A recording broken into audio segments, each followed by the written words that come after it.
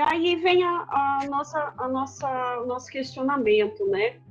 É comum que esses abusadores ou assediadores, né, principalmente figuras públicas, abordem o tema sempre como um mal-entendido. É muito comum que a gente veja, né, não só políticos, mas figuras públicas mesmo, que às vezes são denunciadas por questões de assédio, né, de violência, e muitas vezes eles agem como se não, mas foi tudo mal entendido, né? Não aconteceu nada, como se fosse até um exagero por parte das vítimas, né?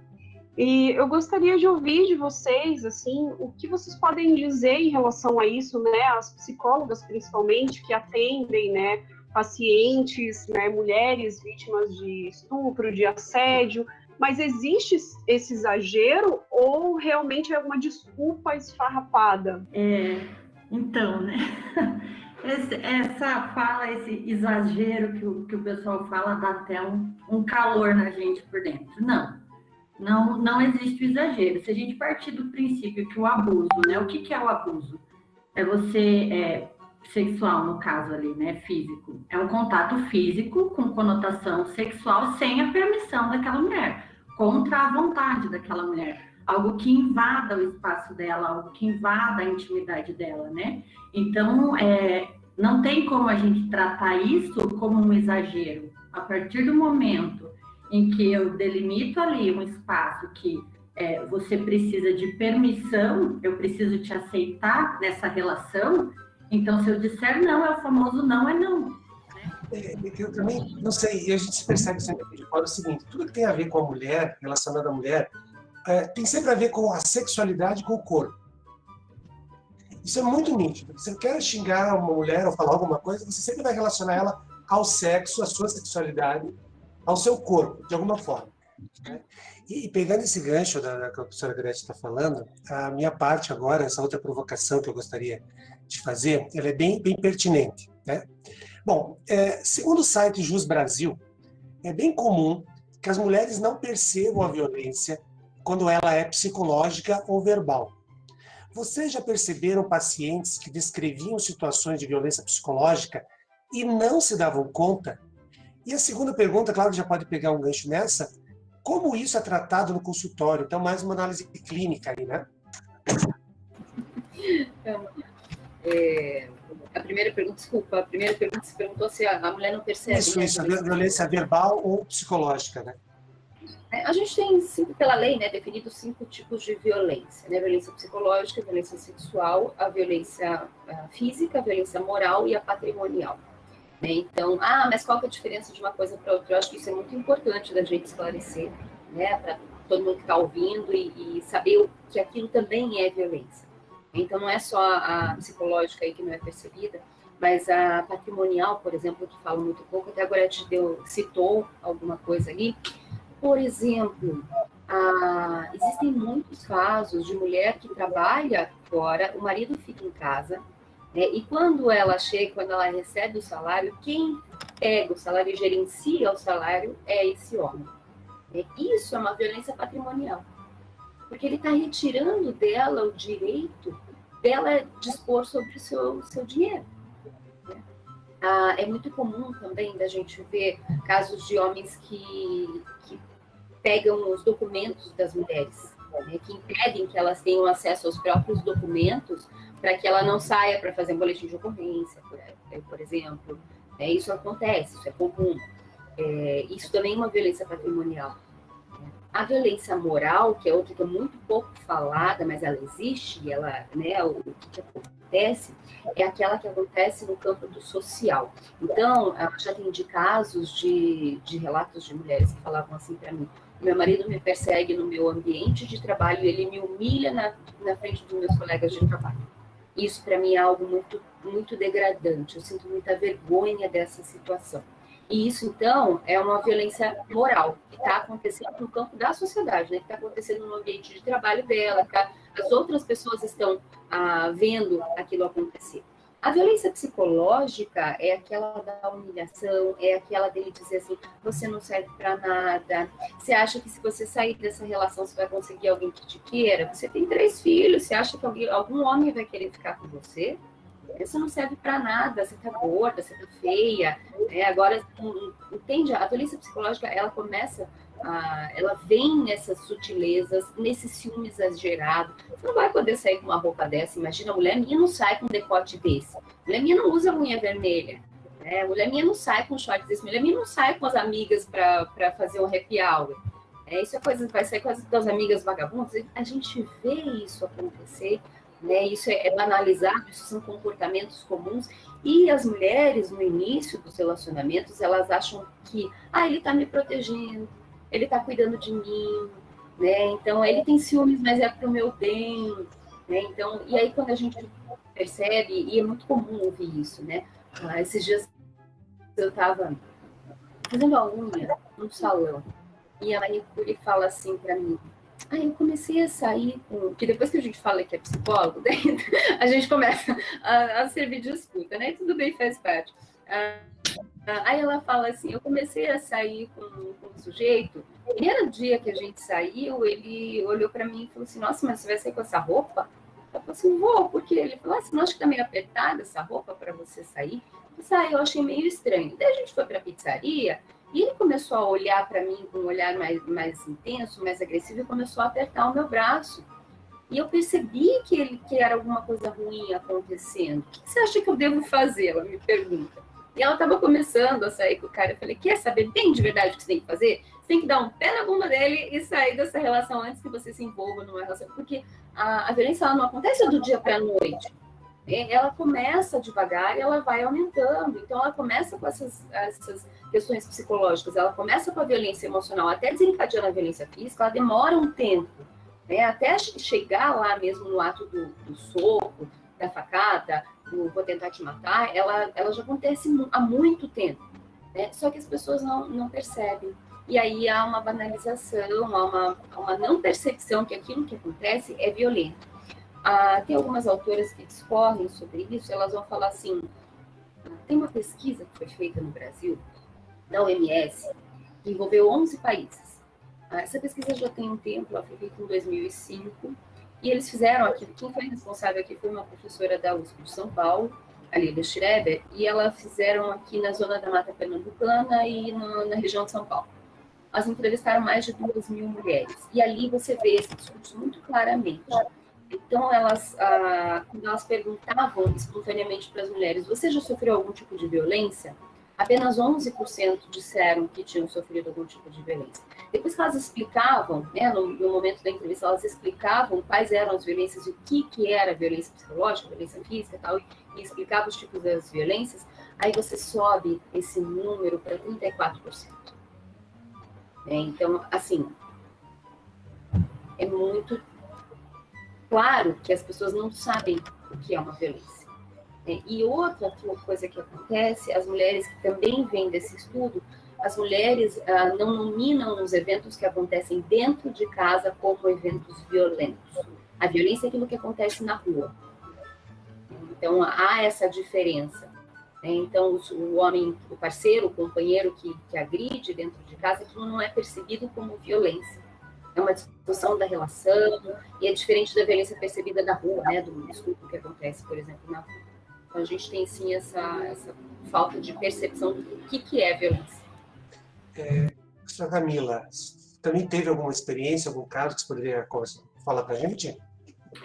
Tive, sim, vai mais ou menos nesse sentido sobre o que a Fernanda estava falando, de uma pesquisa, Eu desenvolvi uma pesquisa com colegas de faculdade sobre a violência contra a mulher, mas no ambiente acadêmico. E esse foi um dos dados que mais chamou a atenção, que a maioria respondia, não, eu nunca sofri violência no ambiente acadêmico. Mas quando você pedia para elas, para as universitárias pontuarem situações descritas ali, várias pontuaram violência moral, assédio sexual, que também é um tipo de violência, enfim, entre outros. Então, a gente consegue ver que, seja no ambiente acadêmico dessa pesquisa ou no ambiente de casa, realmente é afetada essa percepção. E eu acredito também que a gente pode olhar, assim, um pouco para a história, para quem é essa mulher, de onde ela veio, qual é a realidade que ela está inserida, né? Como ela se constituiu enquanto mulher, talvez até alguns dados de histórico de família mesmo vão ajudar a gente a conseguir entender um pouquinho, ver em qual pé que está essa percepção da pessoa, né? Porque é só a partir daí que a gente consegue dar um auxílio, dar um direcionamento para que ela consiga enxergar para além daquilo que foi a realidade dela até aquele momento, né? No caso da clínica. Desculpa, gente, que a gente vai fazer, fica meio multiuso aqui, né? Vai coordenando ali o pessoal, vai vendo o chat e tal, enfim. Então, assim, vamos dar início agora ao nosso segundo bloco. E nesse segundo bloco, a gente quer focar um pouquinho mais nesse nosso quadro de pandemia, né? Esse quadro de isolamento social, né? E pegando, então, o gancho aqui, nós vimos em uma notícia, né, que foi divulgada no G1 de São Paulo, no dia 15 de fevereiro, e nessa notícia dizia que o maior número de casos de agressão contra as mulheres são pelos próprios parceiros. E isso teve um aumento com a pandemia, né, com o isolamento, o fato de estar o tempo todo ali com os seus parceiros, esse quadro ele aumentou bastante. Pensando nessa questão, fica a nossa dúvida aqui. O que leva o próprio parceiro a agredir a sua parceira? Porque até então é uma pessoa que ele se casou, que ele ama, né? Então, o que leva uma pessoa a cometer esse tipo de agressão? Qual a justificativa que vocês escutam, né, nos consultórios, ou mesmo a Goretti, que, né, em alguns momentos também faz esse trabalho, né? E além disso, existem distúrbios psicológicos que podem agravar essa situação? A violência contra a mulher, uma violência de gênero, né? Então, o que leva esse homem a cometer essas agressões? É o fato da outra pessoa, que é a vítima, ser uma mulher, né? Então, as justificativas que nós ouvimos, né, que eu já escutei, foi o que a gente estava comentando agora. Queimou o jantar, ou eu tive um estresse no trabalho, ou você não faz nada direito, ou você deu bola para o vizinho, né? E por isso você não vai mais sair comprar o pão, né? Então, são inúmeros motivos que, na verdade, justificativas dadas, que, na verdade, elas acabam por encobrir o domínio que aquele homem tem sobre a mulher, né? Então, não tem um motivo, não tem um porquê. Nada do que ela faça ou deixe de fazer justifica esse ato violento, né? E é justamente nessas tentativas de justificar que o homem acaba culpabilizando a mulher também, né? Então, ela se sente culpada e ela fica procurando esse motivo, né? Ela se sente culpada, ela fica procurando esse motivo, essa motivação. Mas é o fato dela ser mulher e do domínio que o homem, né, pensa que pode exercer sobre a mulher. Eu acho que é engraçado, né, que hoje em dia se fala muito do estudo de gênero voltado para uma coisa ruim, né? Então, quando se fala de estudo de gênero, normalmente se imagina uma coisa totalmente ao contrário. O estudo de gênero hoje talvez seja um dos estudos mais importantes para os jovens. Os jovens precisam entender o que é o estudo de gênero, o que é o gênero e como o gênero deve ser respeitado. Né? Não estou falando só no feminino, estou falando do masculino também. Vamos citar novamente a Simone de Beauvoir, né? Mas pensar dos dois lados, né? Dos outros gêneros que existem, não só dos dois. Mas acho que isso é muito importante. Fernanda, pode completar. Você está falando dos estudos de gênero, né? Eu tenho uma disciplina no curso de psicologia que é Gênero, Sexualidade e Políticas Públicas, né? Que vai falar justamente disso. Essa disciplina ela inicia em 2015 com a mudança de grade curricular que a gente teve, e aí surgiu uma janela e eu falei, dá licença, eu quero essa janela para mim, me dê essa disciplina, eu vou agarrar a janela para mim, eu falei, essa é minha agora. E aí eu coloquei ela lá no 10º período, né? Essa pesquisa que a Camila citou ali, elas fizeram dentro dessa disciplina, então eles fazem pesquisas, eles produzem artigos, é muito legal. A gente produz bastante ciência ali. E aí, né, uma das coisas que eu deixo muito claro na disciplina é que quando a gente fala de gênero, automaticamente a gente está falando do homem também. né? A mulher não existe sozinha ali, isolada no mundo. A gente precisa olhar para o outro lado também, né? Então, tanto que eu falo muito nas minhas aulas da questão do machismo, da questão da crise da masculinidade que a gente tem hoje. Né? Peraí que o cachorro está latindo aqui. A gente tem uma crise de identidade masculina que, ao meu ver, é um dos motivos que tem aumentado a violência. Né? Então, o homem perde espaço na sociedade, o homem perde aquele poder que ele tinha de exclusividade financeira, né? De ser o patrão da casa, o chefe da casa. A mulher começa a ter uma maior independência em vários sentidos, aí, maior formação, maior possibilidade de acesso a dinheiro, né? Ao trabalho, enfim. E isso acaba tirando desse homem essa posição que antes ele ocupava de todo poderoso. Então, a partir do momento que ele perde essa posição de poder, ele se perdeu. E esse se perder, aí há uma necessidade de uma reconstrução. Há uma necessidade aí de... O cachorro tá doido com a chuva aqui também. De uma reconstrução de quem eu sou. Né? Então, nessa reconstrução, eu vejo que ele tenta resgatar aquele homem anterior que se perdeu lá atrás. Né? Então, aí a gente fala muito disso na disciplina também. Quem é o homem da atualidade? O que é ser homem hoje? Então, é necessário que a gente olhe tanto para o feminino quanto para o masculino. Não tem como desvincular uma coisa da outra.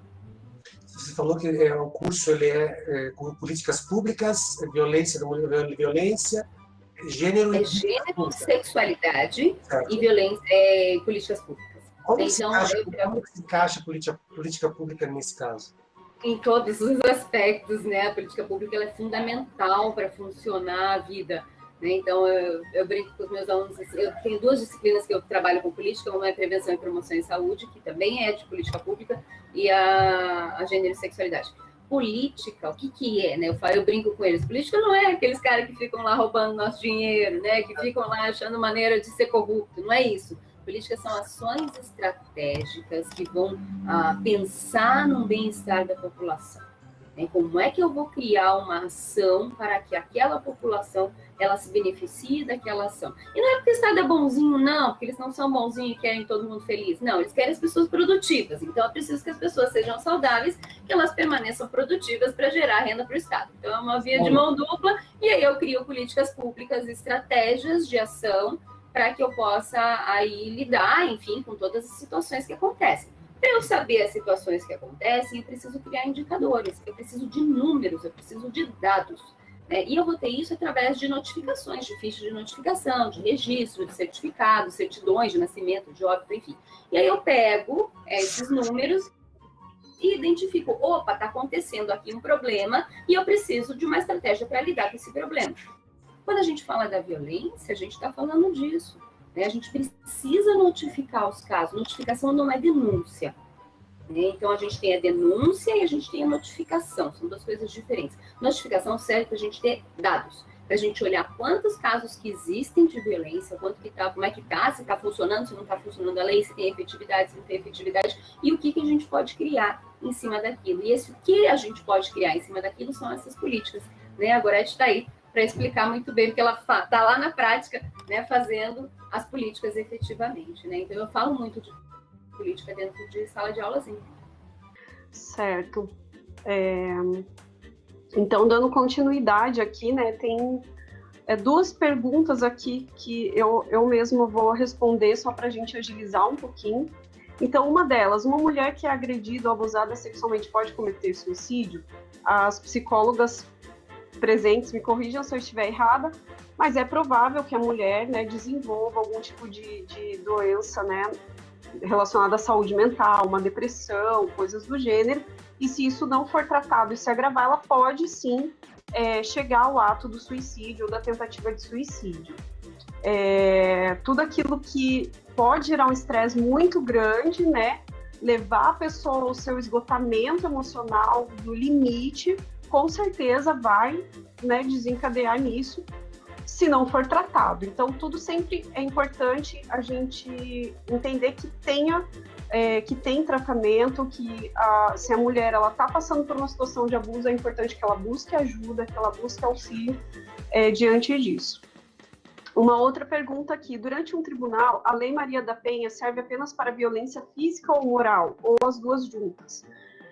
Se no caso aqui, violência moral, você quis dizer agressões verbais, né, xingamentos, calúnia, difamação, sim, né? Então, assim, uma mulher, ela pode denunciar por violência verbal e psicológica, inclusive, né, Camila?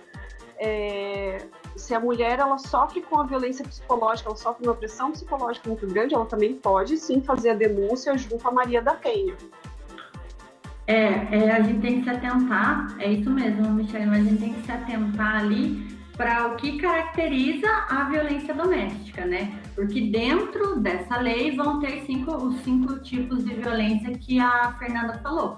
Então, ela pode englobar a violência física, a psicológica, sexual, moral e patrimonial, né? Qualquer uma dessas 5 que a mulher sofra, né? Ela vai poder denunciar. E uma das preocupações que existem também é assim, né? Mas como eu vou provar a violência psicológica? Como eu vou provar a violência moral? Como que eu vou provar que o agressor pegou e escondeu meus documentos, né? Então, é uma preocupação que a gente sabe que surge nas mulheres, mas até, se alguém quiser complementar e auxiliar aí, isso não é julgado através de provas, sabe? Eu não preciso ir lá e fazer um exame de corpo de delito, até porque a violência sexual dentro do casamento, muitas vezes, ela é muito sutil, né? É a mulher falar que ela não quer e o homem insistir mesmo assim e ela ceder contra a vontade dela, né? Não precisa ter uma lesão física ali durante o ato, por exemplo. Sobre o posicionamento das escolas, muitas escolas, as meninas não podem nem usar calça rasgada, né? Como que a escola pode lidar, por exemplo, com as situações de violência? Eu tenho atendido pedagogas de algumas escolas, acho que 64 escolas eu atendo, mais ou menos, no Paraná, fora do Brasil, pelo Brasil. Precisa fazer esse tipo de debate com os alunos, né? Precisa fazer muito esse debate com os alunos. Você perguntou, algumas escolas não permitem que use calça rasgada. Mas aí isso não existe lei que proíba, a não ser que seja algo de cada escola, de escola para escola, né? Sim, com certeza. Eu acredito que seja, assim, até mesmo por uma questão de cuidado, porque, infelizmente, né, tem aquela coisa assim, a roupa, né, foi estuprada porque estava usando uma roupa muito curta, foi estuprada porque estava usando uma roupa muito justa, deu motivo, né? Tem muito disso. Agora entendi o que você quis dizer. Infelizmente, ainda nós somos... a sociedade... o preconceito é o tamanho da nossa saia, né? É porque ela estava usando um vestido curto, é por causa do shortinho, é por causa do biquíni, da bundinha que a menina faz na rede social, que muitas de vocês, eu acredito que façam isso, que isso está dando abertura para ser assediada, que isso dá abertura para ir para o banheiro atrás daquela menina, porque a gente tem alguns casos aqui em escolas de Curitiba mesmo, que aconteceu isso, ou do próprio professor, vamos falar do professor também, né, que também assedia a aluna por conta da roupa, como se a roupa fosse um motivo, né, uma desculpa para ser assediado, tanto pelo professor ou pelo aluno, enfim, tudo isso precisa ser tratado com conversas dentro de sala de aula, como essa iniciativa fantástica de vocês, esse canal de vocês é lindo. Toda a escola deveria ter um pulga atrás da orelha, né? Obrigada. Porque isso é uma pulga atrás da orelha mesmo. A gente precisa falar de homofobia, a gente precisa falar de racismo, a gente precisa falar de bullying, a gente precisa falar de suicídio, né? Eu tentei suicídio 4 vezes na minha juventude, pensei, né, em cometer depois de adulto também por conta da violência.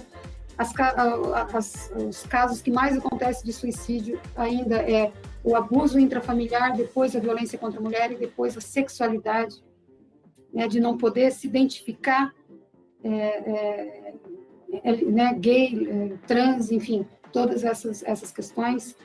Então, a gente precisa falar, sim, de como é que o aluno está chamando o outro colega. A gente precisa falar de bullying, a gente precisa falar de assédio. Até onde é bullying e quando começa a ser assédio. Então, é uma iniciativa que tem que partir de vocês pedagogos, de vocês diretores, de vocês, enfim, e trazer profissionais para falar sobre isso.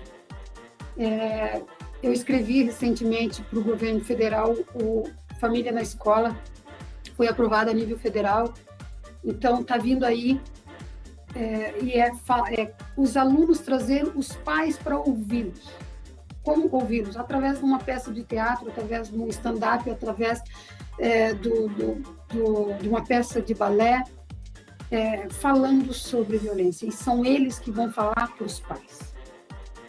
Então, isso tudo precisa acontecer dentro, vocês precisam partir com isso. Né? Isso que vocês estão fazendo aqui pode significar não sei quantas denúncias, e eu já estou me colocando à disposição para ser escuta. Né? Eu sou escuta qualificada, eu estou me colocando nessa condição, e também de encaminhar, né, para a psicóloga, para o jurídico, para a delegacia da mulher, para o NUCRIA, né, por conta do abuso intrafamiliar, enfim, é a escola. A gente precisa de vocês. Sim, agradeço a sua colocação, Gorete. Uma última pergunta. Nessa semana, o Senado Federal poderá votar no Estado da Gestante. O que vocês acham sobre isso? Falando sobre interromper a gestação? O aluno ele colocou a pergunta que ele só falou Estado da Gestante, para votar na questão do Estado da Gestante, mas eu também não consegui compreender. As meninas estão falando ali que é sobre um tipo bolsa estupro, alguma coisa assim. Eu vi algo sobre. Eu acho, será que não é... Tem que ver até que ponto que existe, se essa palavra bolsa estupro existe mesmo, se é uma fake news. Também, não. O sentido desse estado da gestante seria isso, né? Tipo, em caso de estupro, ter esse auxílio. Camila, você quer comentar um pouquinho sobre isso? O que eu disse foi exatamente isso, né? Uma votação para ver se o governo passa a oferecer um auxílio para mulheres que foram violentadas e, em decorrência da violência sexual, acabaram engravidando. E, em contrapartida, cercear o direito do aborto legal, né? Mas, pelo que eu vi, é uma discussão bem recente, as informações que eu tenho são essas, então acredito que a gente tem que se debruçar sobre isso primeiro, para daí poder dar algum posicionamento. Mas, obviamente, que já de cara é uma coisa absurda, né? Então, assim, a violência contra a mulher é majoritariamente praticada por homens, mas acontece de mulheres inseridas nessa cultura acabarem se diminuindo e praticando violência contra elas mesmas? Sim, entendi agora. Sim, essa é o que caracteriza a situação de violência contra a mulher, essa culpabilização da mulher que sofre. Realmente, eu não lavei a casa direito, eu realmente não fiz isso, e ele tem razão. Né? E ele me pediu desculpas, então eu sei que ele vai melhorar. Então, sim, a mulher se culpabiliza por isso que a gente precisa trabalhar com a clínica. Quando a gente trabalha na violência, a gente trabalha com empoderamento, com reassumir as rédeas da sua própria vida. É isso que a gente faz. Bem, gente, eu vou ter que ser o bruxo da história aqui agora, né? Eu vou ter que acabar lá nosso vídeo, né? Nosso debate. Gostaria de coração, agradecer a Camila, também agradecer a Fernanda, a Gorete, principalmente por causa das experiências. Sempre a experiência é aquilo que é a cerejinha do bolo de tudo. Eu sei que a sua vida não foi fácil, mas eu acho que tudo da vida é experiência. E tudo aquilo que a gente passa e que nós pudermos passar para uma outra pessoa, isso vai valer a pena demais para sempre. Gostaria muito também de agradecer aos alunos que montaram todo esse debate, todo esse bate-papo aqui do Pulga Atrás da Orelha. Agradeço de coração, vocês foram muito bem, parabéns, e vamos esperar a próxima, que vai ser excelente. Obrigado a todos, Rogério, e até a próxima. Rogério,